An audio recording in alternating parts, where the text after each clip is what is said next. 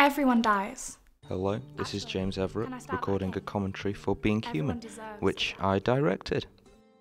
Whether it's at home, So I chose Being or Human war, because it was the easiest no script backing to out of it. produce. I looked No at a coming few back.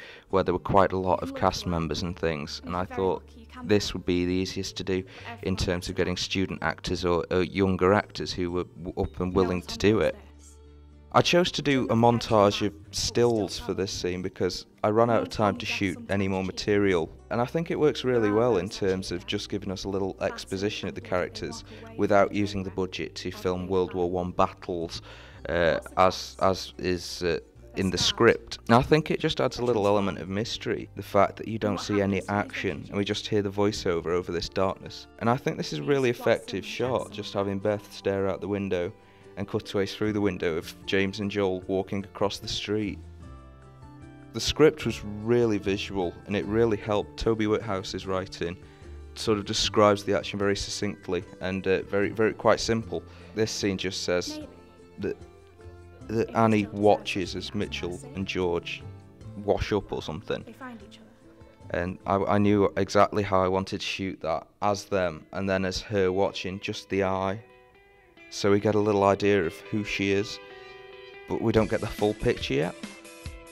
I decided to use the automatic Monster song over the credits because I thought it's just a little cheeky nod to what the script is all about. It's about these people who are very human, but at the same time are what could be regarded as monsters.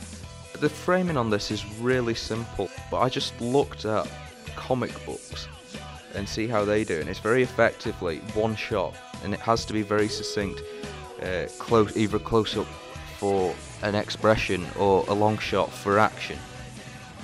And this is where I wanted to come in with the sound effects rather than visuals, because I wanted it just to snap on the door opening like that, because it fits in with the demographic. It's aimed at a very young audience, being human, and so everything needs to be really snappy and quick.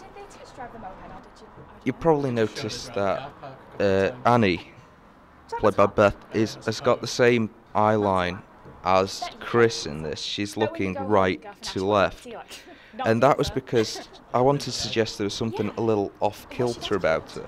And when we recorded the wild track, the cars had stopped, so there wasn't quite as much traffic there.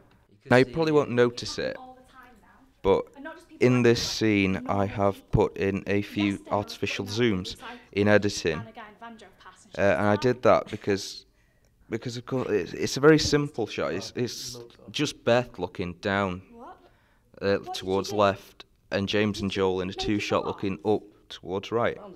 I suppose there's a danger that it could be classed, they could say it's a little bland, but I looked at the work of Toby Haynes, who at the time I didn't know this, but it turns out directed the actual episode of Being Human, which this script comes from.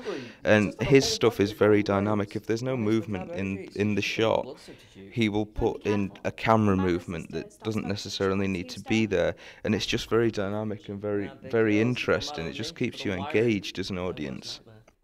But don't you need blood to, live? It's just a question of willpower. This little sequence I quite like because it's all about Mitchell. He's fighting this urge to drink blood.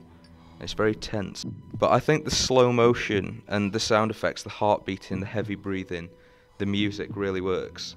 I think I'd change that, the eyes, because it's quite grainy. You can tell that I've just cut that in. But I did that because I didn't get that as an individual cutaway. That was something that I just chose to do in edit. My original idea was to do it as Spielberg shoots the glass of water in Jurassic Park as the T-Rex comes out. You just see ripples on the water as his footsteps echo. But in the end, the way James drank the water, it didn't make practical sense for him to be sat there looking at the glass long enough for us to get a real sort of glimpse inside. I chose to record at this location because it's a domestic property run by lived in by students. It fits into the idea that George and Mitchell and Annie are these sort of young people who are living together.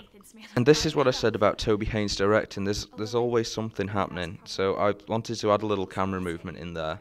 Again, Beth is looking in the same direction as the two guys. It just adds to her character, I think. And the little sigh there from Beth is just wonderful. It just makes you feel that Annie's alone and she doesn't want to be lonely. And I think that really helps us understand the characters and the setup of the scene. There are parts where the lighting is a little overexposed, but I think for the most part the faces of the actors are exposed just right. And that's what I'd rather have. I'd rather have perfectly exposed actor faces than sort of perfectly exposed backgrounds. So yeah, that's Being Human, and I hope you enjoyed it.